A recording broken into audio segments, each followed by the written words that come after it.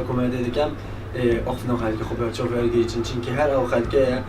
هبونوان دیار دیگه چوب جواکن دیدا هر خلقه شدن و پیش بخیتن و بلا بزانیتن اف ملته چنو پیش بخیتن و جو بتایبت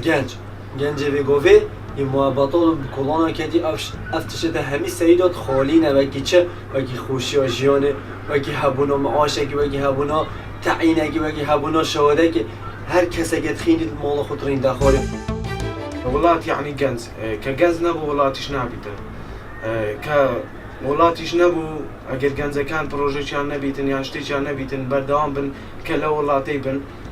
راستي ولاتك نابيتن هم حكومة زررمند بي هم هاولاتيان زررمند بيتن اگر حكومة بروجي تايبت بخويا بي برامبر بهاولاتيان يعني شتي كي باشه بي برامبر بهاولاتيان طبعا هاولات برو پیش ودتن بلا مگه بروجي چ نبي خود شتي چ نبيتن طبعا هاولات هل شويني خوي دبيتن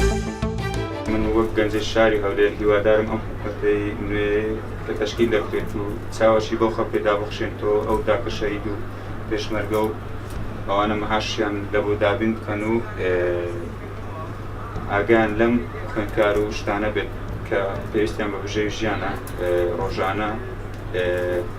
قەت توانەکەن کە دوژمن زەفەرمان پێ ببەن و دڵیان بە ئێمە خۆش بێت و هەموو لایەنگری یەکتری بن و یەک دەست بن و دەستیان لە ناو دەستی یەکتر تاوەکو دوژمن دڵی بەمە خۆش نەبێت.